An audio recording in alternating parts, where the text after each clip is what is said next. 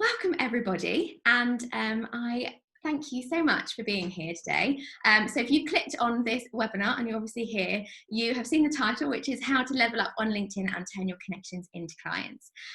So this is going to be hopefully a really good starting point for you as you move forward on this journey to leveling up on LinkedIn and making it work for you and your business as you move forward and you grow your business through using LinkedIn. So thank you for being here. So some of these questions, these phrases might resonate with you as you first look on them. So if you clicked onto here, you might be feeling one of these things. So the first is, I don't know where to start. Perhaps you're using LinkedIn because everyone else is using LinkedIn, and so you feel like you should be using it as a platform to grow your business. But actually, where do you start and how do you use it effectively? That's a completely different matter. The next one, so I don't know what to post, and what if I do or say the wrong thing? These are some of the most common phrases that I see and I hear from business owners as they're using LinkedIn. They do the typical thing where you're going onto LinkedIn, you know you should be posting, it's probably written on your to-do list of post on LinkedIn today, and you write the first line and you think, no, that's not right, and then you delete it, and then you write it again, and then you think, nope, that's not right either, and you delete it again, and then you think, I just don't know, and I've got so many other things on my to-do list that I'm too overwhelmed, and I just don't, and then you don't do it that day. So that might feel like that's familiar to you. And then the last very common phrase I hear from LinkedIn users is, I don't have hours to spend making LinkedIn work for me. And this, I think, really stems with we can spend hours on the platform because we're not focused. We don't have that direction with where we're trying to get to. So hopefully this morning, that is what you will get from this webinar, and you'll have that direction to move forward and some good top tips and strategies to help you take those next steps. But I did want to start by just a caveat with all things social media. There is no magic pill, unfortunately, that you can take and be an overnight LinkedIn success. And there's a good reason why there's nothing that you can do that will just automatically make LinkedIn work for you. And it's because it's a platform of people. And it takes time and it takes investment and effort to build relationship with people. These are real people and they're not robots, and we need to be exactly the same. We shouldn't be robotic and automated in what we're doing on LinkedIn. So to build those effective and profitable connections, we need to be showing up in that way. And I really do believe that if you show up for others, they will show up for you. So just thought we'd get that out there in the open at the beginning. But I really do believe that LinkedIn is the most powerful platform. It's not really social media. It is a social media platform technically, but it's a social for business tool. So it has a very different mindset than other platforms that you might use. And how you use different platforms, you need to contextualize your content for the platform, and understanding the mindset of people when they're using the platform makes it so much easier to meet them there and show up to meet your audience. So when we're talking about LinkedIn, it is a business, a professional platform. And so the people that are using it are probably in work mode. They're probably in a space where they're willing to be educated, to be potentially marketed at in a nice way, a way that's actually building relationships, which might be very different for how people will use and approach other platforms. Thinking of Karen, particularly with Pinterest, that's a research tool. It's a fantastic tool to be looking for those lovely images, but it's very different to how it might be used on LinkedIn. So we want to make the most of it, of course. So, as we've introduced ourselves this morning, so I am Alice Hewings, if we haven't met in person before, and I am obviously a LinkedIn trainer and coach, and my business is Red Door Communications. As you can see from the photo there, my front door is red. There is more to the story than just it being my front door, but that is there. If we're not connected yet on LinkedIn, please do go and find me. I would love to connect with you. And I thought I would start the webinar by sharing with you, I guess, my story on LinkedIn and how I now have a steady stream of clients that come from LinkedIn. Because I think that's always really encouraging when you know that it can work. So I've been using LinkedIn for years, but in 2018, I launched my own business. And so my strategy for how I use LinkedIn and social media changed radically. So I had a lot of the learning because my whole career has been in media communications and social media. But using it to grow a business is something a little bit different. I hadn't done it myself. I'd helped other people, but not done it myself. So I changed that tactic. And in the first year of my business, I did an awful lot of face-to-face networking because I started my business with 0 clients. So I wasn't known at all, and I had to get out there and meet people. But it took so much time and money to go out there and do all of this networking. And of course, it's totally valuable, and I would still highly recommend doing face-to-face networking. But when it comes to LinkedIn, the opportunities are endless, and the reach that you can get is so wide and so vast for the amount of time that you can put into using LinkedIn. So for me, it was an absolute no-brainer to be using LinkedIn to reach new people, to become known, to become liked, to become trusted. And so then that's how I've grown my network, I guess. So this is my little pyramid of success. So the 3 areas, which are what we're going to look at today and that have been my success on LinkedIn and for many other people, it's around having clarity of how you're using LinkedIn. So what are your strategies? What direction are you heading in, and how are you going to achieve those goals? Content, so creating valuable content for your audience regularly, which then comes on to consistently. The more that we're showing up, the more people can see us, know us, like us, and trust us. So that's really, really important. So then these, the red circles at the bottom of the screen here that you'll see, these are ways that I get clients or get leads from LinkedIn. So I think it's really important to understand where these leads can come from when we're trying to grow our business using LinkedIn. Because we can all think, well, I want leads to come from LinkedIn, and we might just be expecting that we're going to get a phone call or an email that just all of a sudden someone pops out of nowhere and says, can I work with you? It might happen, but these are some of the ways that I and other business owners will receive leads. So if I work actually backwards, so we'll start with referrals. So referrals, just like face-to-face networking, these are such valuable ways of getting leads because it's people endorsing us and saying they work with us or they trust us enough to endorse us to other people. And there's a few ways this can happen on LinkedIn. There's the obvious way that someone can literally say in passing to someone else, you should check out this person, and they might go to LinkedIn to find you and to qualify you and then message you. They might also look at your profile to see recommendations. So there is a section on your LinkedIn personal profile where people can leave you a recommendation. And I'd highly recommend that when you finish working with clients, that you ask them to go and leave you a recommendation so that you're building up a regular list of those testimonials of people that have worked with you, because that's so powerful and is almost a way of getting instant trust on the platform. Because people are looking to see if you're good at what you say you do. So it also can be from people where they might connect you to someone else in their network. I've had it a few times just this week where someone has suggested I connect with someone else in their network because we'd be a good fit for each other. And that's really powerful. So referrals is one way. The second is search results. And if you've used LinkedIn before, there's with the search bar. So the search bar on your home screen, it's in the top left of your screen, and you can use that bar to find people, to find companies, and that's a really powerful way of finding your ideal clients and them finding you. And you're found in those, it's kind of ranked in the algorithm, and you're found by keywords that are on your profile. So a couple of stories to share with you then. So I have a regular client called Kate, and she's very lovely.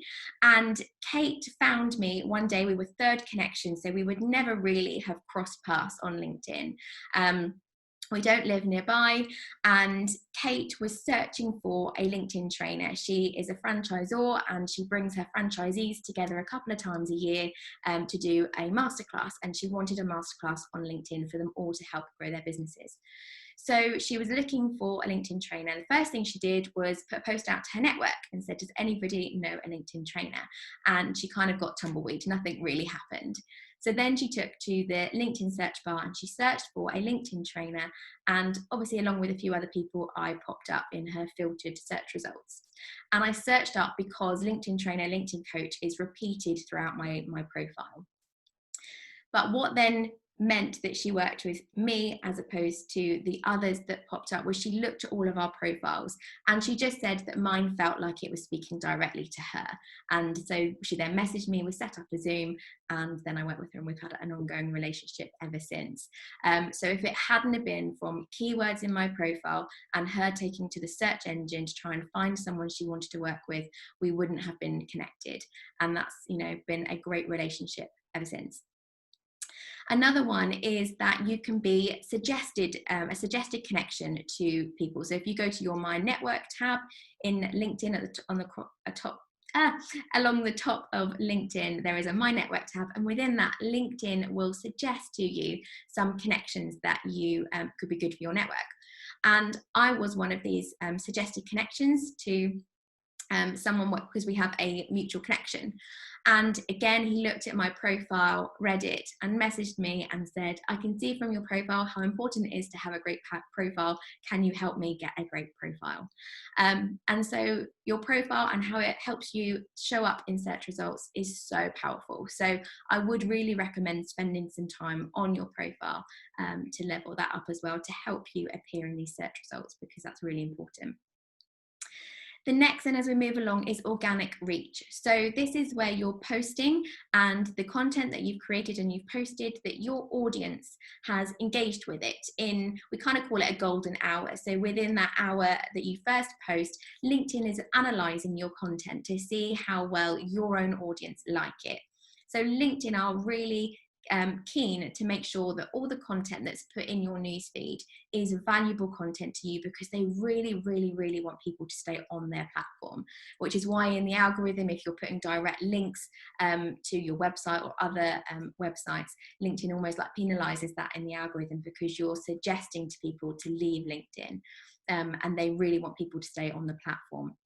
So when they're analyzing your content, they're looking to see whether your own audience finds it valuable.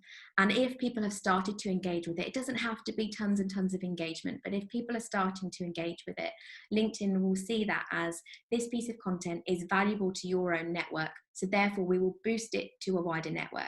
And that's where your second and third connections may see your content. And your second and third connections are people that your connections are connected to.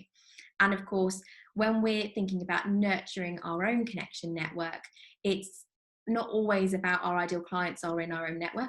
Of course, that would be ideal. But we never know who's in the network of our connections, and our ideal client could be sitting there ready and waiting. And so by us producing good quality content that our audience really enjoys, it means it will be able to reach that audience. And that's a great way of bringing new people into your network, because they will instantly see that you can add value to them. If they've enjoyed that piece of content, they're likely to click on your profile, they might message you, they might engage on your content, and then obviously you need to look out for those people and go and engage back. So then the last two here, so outreach.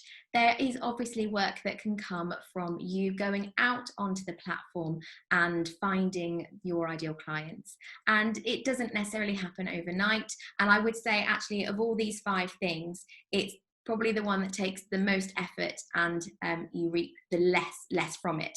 These other ones that I've mentioned, referral, search results, organic reach, and follow-up, are the ones where I receive the most leads from. But outreach, it's about you going out there and finding your ideal client and supporting them with their content. So you might go to their profile, see what activity they've had recently, what content they've posted, and you could leave some nice, thoughtful, positive, meaningful comments on their posts so that they get to know you a little bit. Your name is then in front of them. They might click on your profile and so on. And you can obviously follow that up with personalized messages as well. And follow-up is the key one. So, and this can be in so many different ways.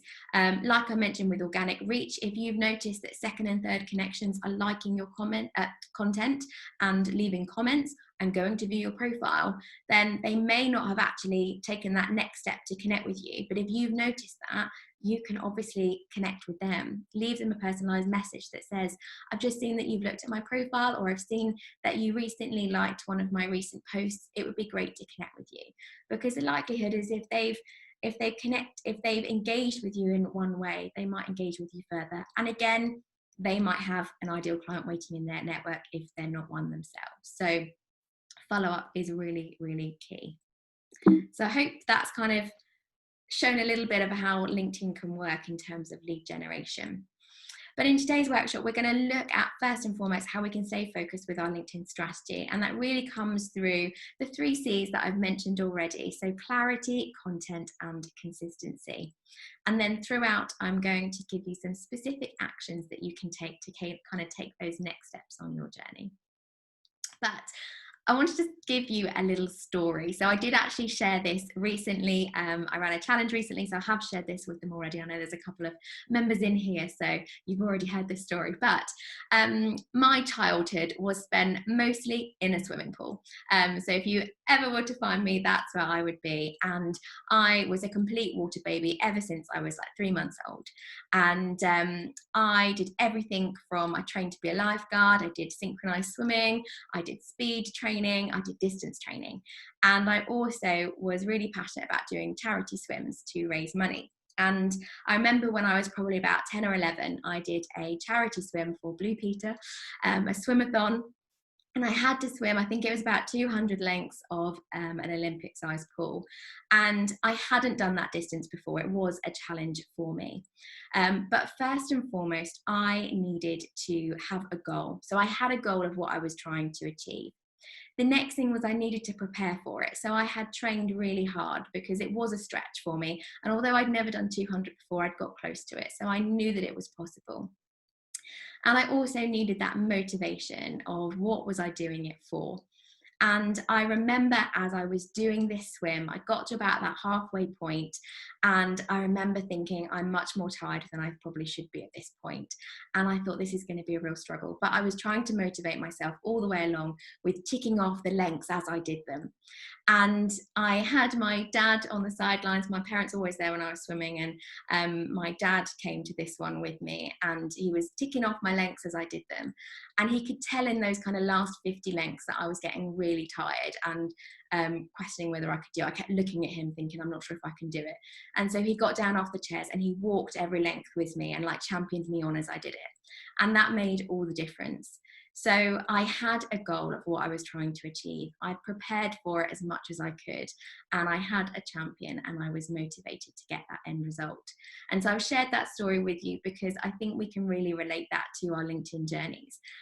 We need to start with that clarity of what it is we're trying to achieve. We have to invest and make the effort to do it because there is unfortunately no magic pill. And then we also need to keep our motivation up. And you know, we do need champions. We can be our own champion. I am a champion of you all as well as you take these next steps on LinkedIn. So clarity then. So you're on a LinkedIn journey, whether you know it or not, you are. So we need to first know where you're heading, which brings us to the first of the 3 C's, clarity. So you might have got a workbook sent to you this morning. So if you've got that, that will just help you as you kind of take some notes. If not, just use some paper and pen that you've got lying around. But as we look at clarity, the first thing is really important is to know what your goals are. What is it that you're really trying to work towards on LinkedIn? Is it lead generation? Is it brand awareness? Is it that you'd really like some more quality connections? Is it that you'd really like to see more engagement on your content because you're building relationships with people like that? So you need to know what's the most important thing to you and what you're really trying to work towards on LinkedIn. And secondly, it's identifying how you can achieve that. So just like when I was preparing for that swim, 200 lengths, and if I'd only done 100 before, I knew I need to keep training in order to get to that point. So as you look to work towards your LinkedIn goals, what steps do you need to put in place? And as we go through today, there'll be some actions that you can take that will help you to identify that. But so if you've got that now, you can, if you know what goal you've got, write that down And then also on the worksheet, there is this next section around staying focused. So we do need to know who our audience is on LinkedIn. So obviously we have a network of connections, and I'm not going to talk too much about like niching today in your business, but it's really important to know who you're talking to. Who is it you want to take notice of your content? And so these are some questions that you can ask yourself that will really help you to create content that's valuable for your audience. So the first question is, who is it that you help? You know, who is your audience? Who is your clientele? Have a think about what it is that, who they are, and then what problem they're facing. So you obviously provide a solution, whether that's a product or a service. What is it that they're looking for, they're searching for, they have challenges or a pain point or a problem? How do you solve that for them? And how are they feeling at the moment? Because when we can identify what emotions they might be feeling, we can speak to that in our content and it will resonate with them. So just like we were talking at the very beginning about some of the most common phrases I hear, obviously from my perspective with LinkedIn, it's, I just don't know what to post. And so when I then create content that's saying, are you feeling like this? Are you feeling frustrated that you don't know what to post? Or are you feeling overwhelmed that, you know, this has not been ticked off your to-do list for a while and you're feeling the pressure to be showing up on LinkedIn, but you don't know how? Those things then might start to resonate with the audience. And then just identify the solution that you have. So we'll probably have multiple different products and services. So what is it that we really help our audience with, and what difference does it make to them? And the difference is really important because we don't just always want to be telling the stories of this is something I offer. We want to be talking about the results, the difference it's going to make, particularly when we're talking about that emotions. If someone's feeling overwhelmed and frustrated with their content, I want to let them know that after working with me, they won't feel like that and they'll have a steady stream of content ideas coming out. So I need to tell that story as well as the beginning story. So again, if you've got those ideas, write them down in your worksheet.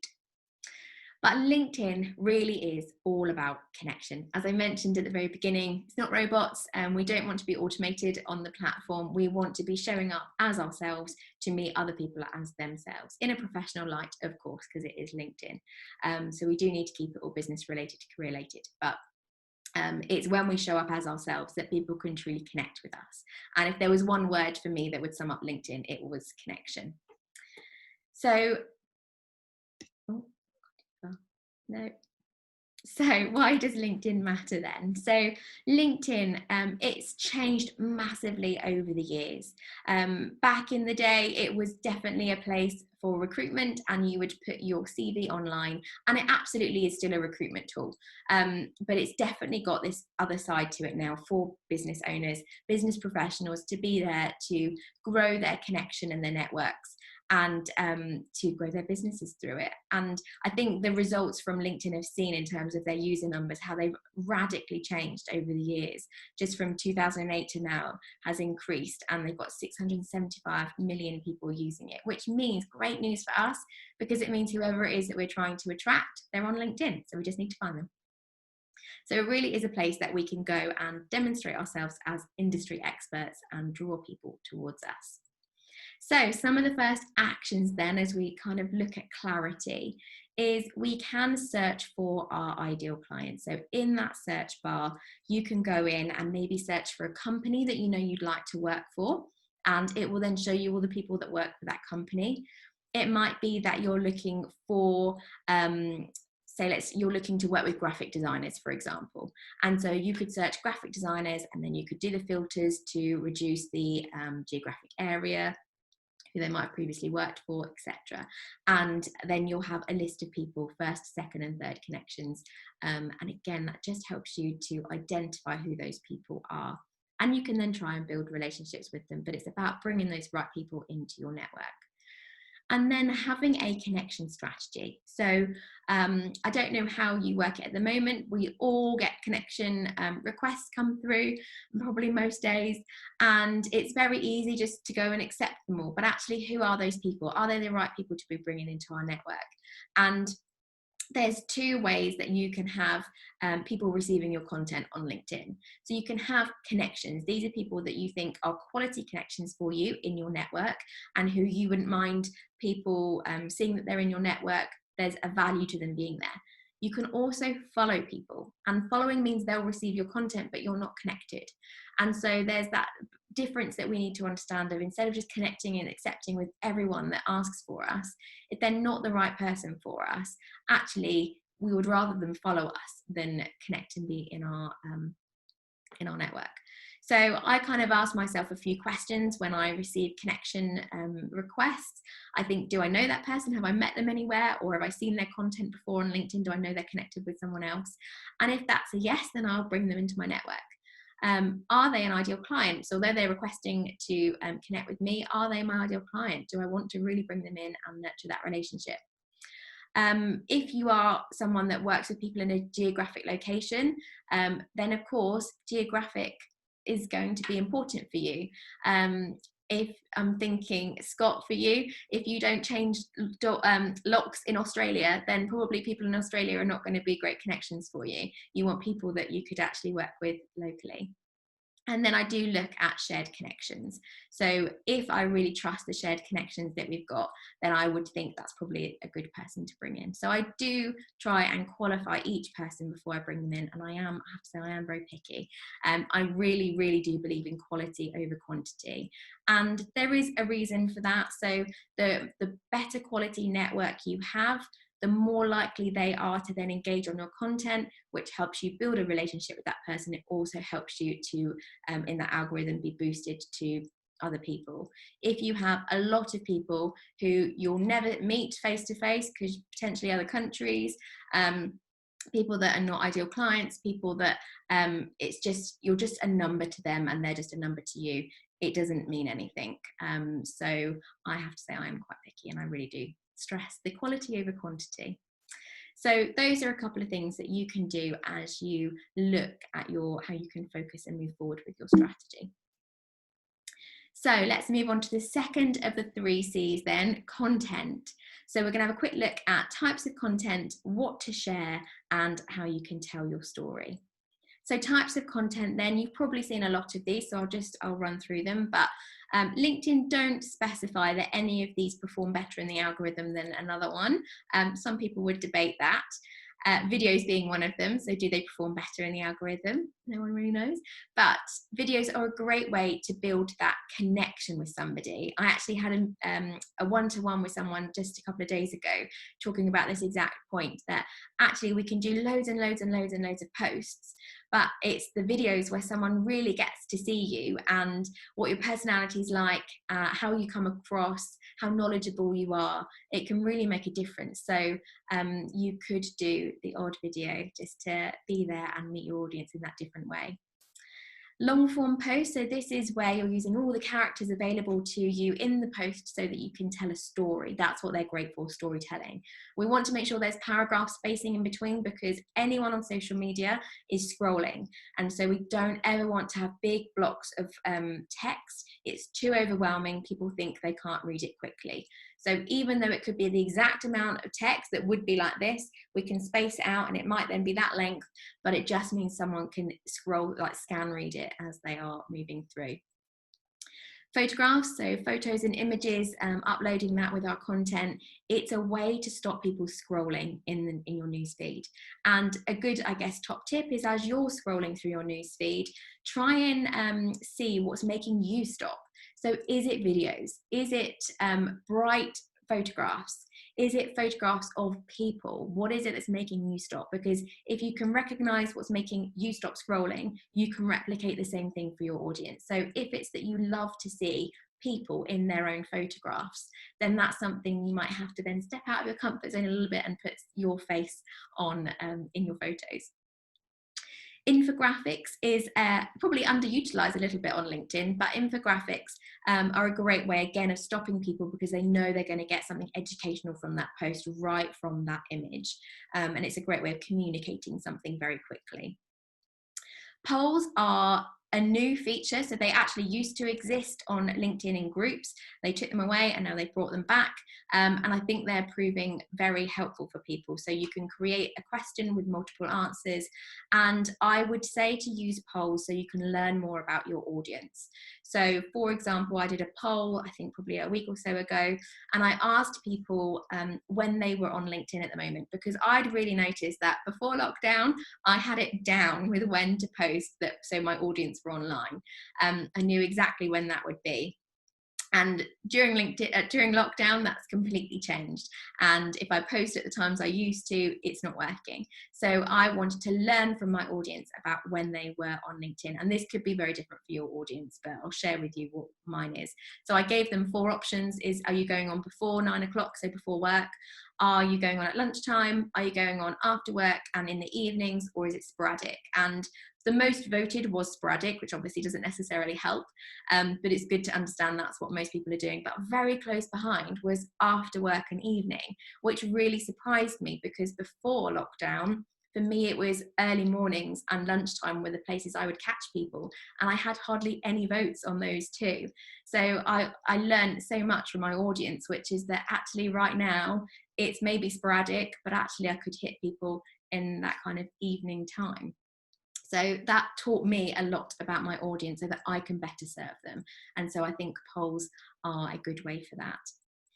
You can share content on LinkedIn. It's obviously the search, the share button on content, and you can share it. However, although it's very different to other social media platforms where share is like the gold standard of engagement, actually it's the least on LinkedIn. If you might have noticed, if you've ever shared content, that it doesn't ever perform very well. It's unlikely to perform well. And it's just because it's the lowest graded thing in the algorithm on LinkedIn for engagement. And the gold standard would be leaving good quality comments on people's content. So if you see a piece of content and think that would be really valuable to your audience, you're actually better off leaving a good quality comment, because that might then show up to your connections saying Alice Fewings has commented on, and then it would have that post, and that will reach your audience far more than if you share it. So don't ask me why, if they've graded it like that they still offer it as a feature. And actually, I've also heard that when you share it, actually damages that original piece of content in the algorithm. So it's something to bear in mind. You can obviously still do it and test it for yourself, but that's certainly what I've seen on the platform. I won't say too much about stories, but they are coming. They've been stories like you get on Facebook and Instagram, kind of disposable 24-hour content. It's coming to LinkedIn. It's been released in about 5 countries so far. So at some point it will come to the UK and we will get to test that out. So something as you're moving forward on this journey that you might want to start thinking about, so you're prepared for it when it does launch as a feature.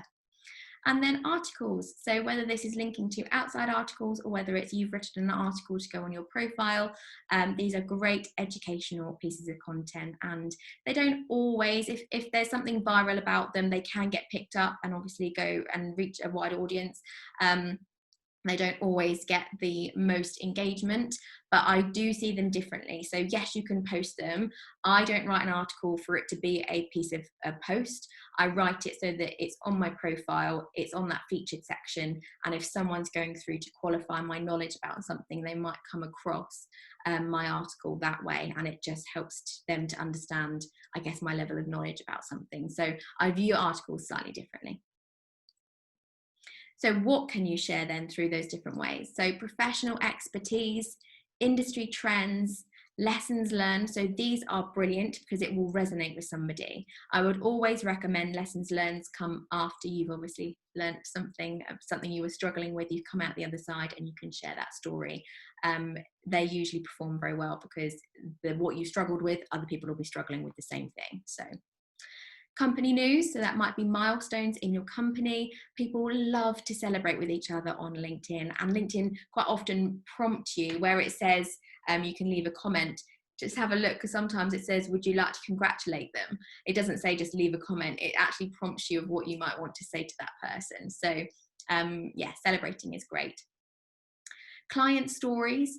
So these are a great way to promote your business and what you offer, but in a soft way. So instead of just saying, I offer this service, would you like it? It's a great way to share the benefits and the difference it's made to your client. So you're not actually saying, would you like to buy this? But you're showing the difference it makes, and that might generate some conversation. Trending topics, so this might be something that's going on in your newsfeed at the moment. It could be a social media hashtag day, something that you can almost jump on the bandwagon with. If lots of people are talking about it, it might be appropriate for you to be talking about it as well. Might be being the operative word there. Employee stories, really great. So if you have got an employees, particularly on company pages, you know, give them a shout out, show that you're really proud of your staff, put faces to it, so that if your clients are going to work with different people in your business, that they get to know them, like and trust them as well. And resources, everyone loves a freebie. So if you've got things that you can offer, you can create them as PDF documents or PowerPoint presentations, and you can upload those as posts as well and send those out. And then we come to telling your stories. And I think this is really important. And I love this quote by Seth Godin, which is, marketing is no longer about the stuff you make, but about the stories that you tell. People understand what you're communicating far more when it comes in the form of a story. And don't be afraid of that your stories are different to someone else's. It's so easy on LinkedIn to look through, it's like with any social media, isn't it? And you think, oh, that's brilliant, I wish I had the same story. And actually, we've all got stories that are unique. And the reason that they're amazing is because they're unique to us, that they are different and no one else has our stories. And actually, I worked on the Olympic Games. Soon after I graduated, I went to London and I was a press officer for the London 2012 Olympics and Paralympic Games. And so with LOCOG, they had a designated charity, and that's who I worked for.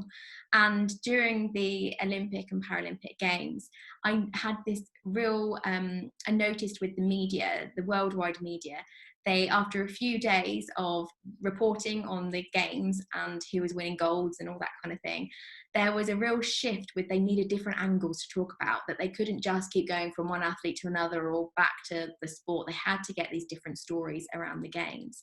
And the charity that I worked with had so many different elements to what we were doing. One was family, athlete family homestays. So there are so many athletes throughout the world whose families have never seen their loved one compete. You know, parents have never seen their child compete internationally because they can't afford the airfare or the accommodation on the other side. And so as part of this charity, lots of families in London opened up their doors and welcomed in these families of athletes so that they could come and see their children or their loved ones compete for the first time. And the media loved those kind of stories because it was a different angle. We also had, during the Paralympic Games, again, there were Paralympic athletes who had never travelled internationally before because they didn't have the same standard of wheelchair and equipment that other competitors might have. And so there was a prison in London, and the male prisoners created and built, in the months leading up to the Paralympic Games, they built them new wheelchairs so that they could travel over here and have that ready. And these were just incredible untold stories of the games. And so the media were looking for those different angles, and they were very different. And so lots of people could have thought, well, no one really wants to know about those things.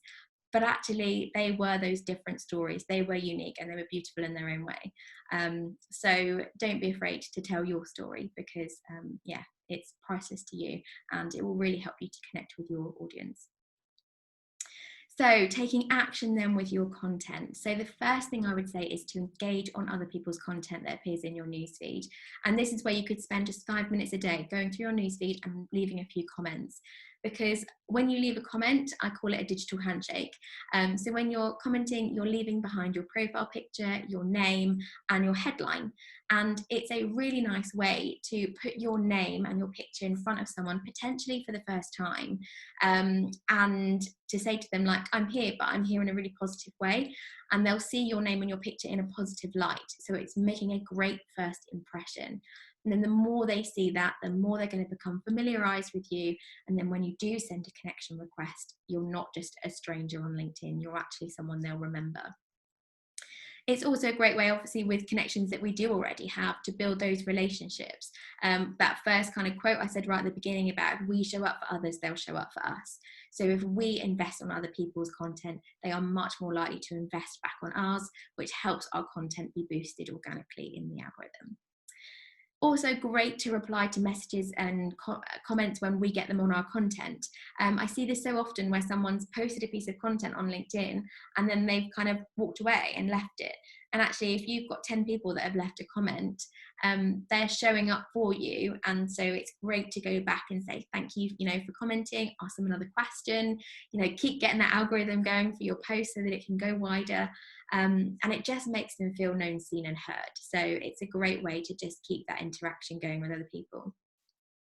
And post consistently. So the more we are showing up, the more people become familiarized with us and we're in the forefront of their mind, so that if they hear someone that's looking for our industry, then they're going to refer us. If they obviously might want to work with us as well, they just learn more about us. So that brings us on to the third C then, which is consistency. So engagement is that most important part. So we need to consistently engage for other people to remember us, to recognize, for us to make great first impressions. We need to add value, whether that's through those comments or whether it's through our own content. And that helps us to build our brand so that we become known for certain things.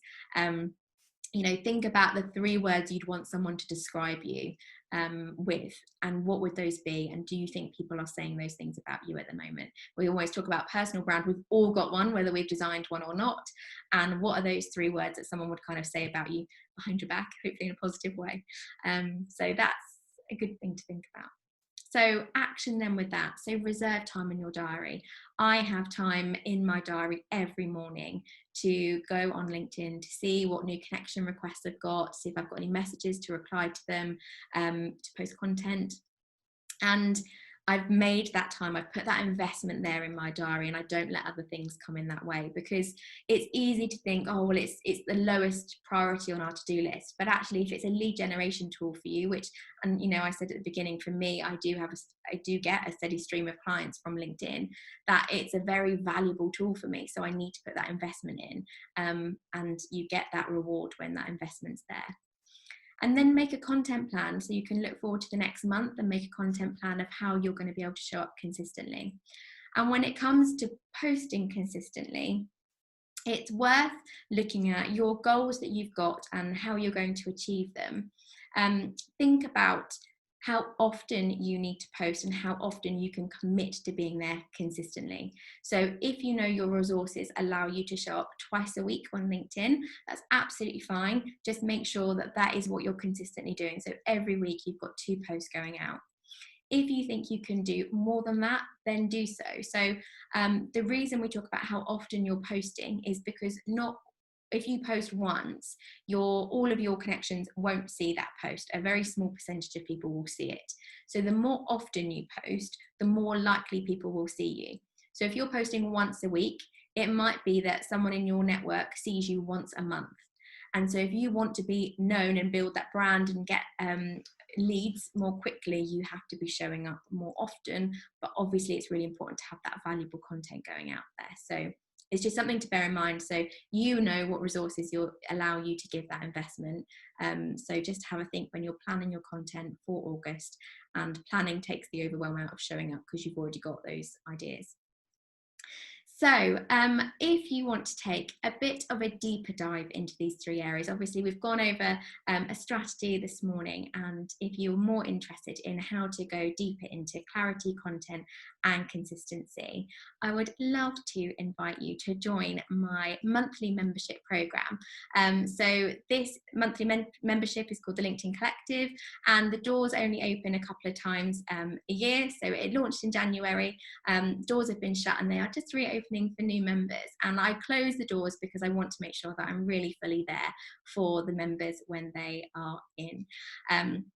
So the doors are open until next Friday, and it's a great place, a great way for you to navigate the platform confidently and consistently. So inside the membership, you get a number of things.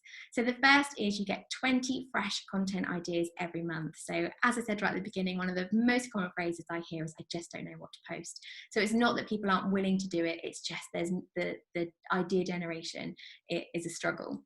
So as part of this, I produce a guide every month with 20 content suggestions, and I promise you they are more than just post a top tip, because I remember seeing that, you know, back in the day, and I thought, I still don't know what top tip I've got to share. So they are much more specific, get you really thinking, and have been a great help to the members that are inside the collective already.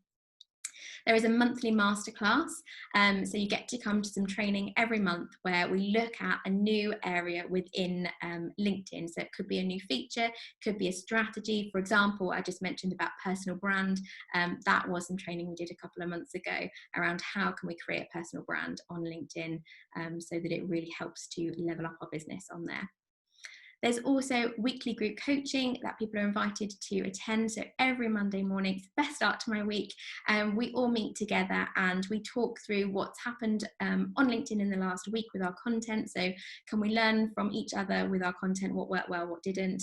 And we also plan our content for the following week. So it's great for that consistency and accountability. And of course, you get to be part of a community of like-minded people. They are all super lovely in the collective and are so welcoming.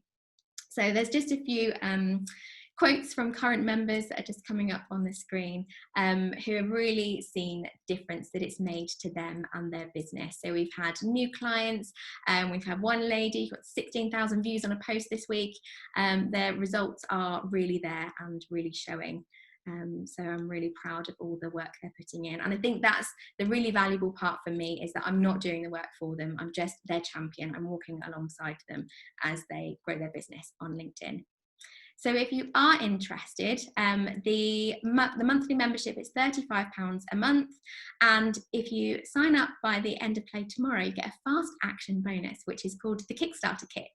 So inside this, you get three, as a video training series that will help you show up for your audience. So we talk about how to monitor your posts and how they're performing and engaging and learning from your audience. There's a video and worksheet about writing for your audience, so how to craft the perfect post to get that engagement and the call to actions in there. And something we haven't talked about today, but hashtags. So hashtags are a really valuable tool on LinkedIn. So how can you use them to the best of, to your advantage? So if you want to find out more, obviously feel free to message me, or do go to thelinkedincollective.co.uk and you can find out some more information there. But let's go to some time of Q&A. So we've got a few minutes left. So if you've got any questions about anything we've talked about today, then this is your time to ask away. Any questions? Yes, Marion, go for it. Yeah, excellent presentation. I've made some notes, and yes, I've just joined the collective. I'm really excited about that because I'm getting good results now. You say about quality contacts. Can you cull your contacts? If you don't, you can. Yes, absolutely. So if you go into your My Network tab, so I'm looking at the computer screen, not the camera. If you go into your My Network tab, on the side there is a list. There's one thing called connections, and it will say how many you've got. If you click into that, it literally lists them all out, and you can then go through and delete them if you want to. So, and do they see if you've deleted them? That's the beauty of LinkedIn. No one gets a notification to say you've unconnected with them. Obviously, if they wanted to go to your profile, it would then say that there was a button there for connect, but they might not remember whether they were connected or not with you before. So, okay, brilliant. And one other thing, source of infographics. Do people make their own, or is there somewhere you go, like Gratisography for images? Is there somewhere you go for infographics? So you might already have some within your particular industry, if you've got memberships for that, or if I'm ever doing them, I would really recommend canva.com. So actually the presentation you just saw was created in Canva. It's a fantastic tool. It's free. There is a paid platform, but even that's only about £10 a month. I use it every single day. There are templates within there. So it's a graphic design tool basically. There's templates, you can drop in your brand colors, you can drop in different things, and infographics is templates that they've got on there, so it's fantastic for that. So okay, thank you. Right, any other questions? No. Well, we will leave it there then. But if you do have any questions, please don't hesitate to message me. I'll be more than happy to assist you. And I hope that's really helped as you take those next steps on your LinkedIn journey. So thank you so much for being here this morning. It's been great to see you all, see all your smiley faces. So thank you. And yes, do take care. So I will let you all go. Take care and I'll see you all soon.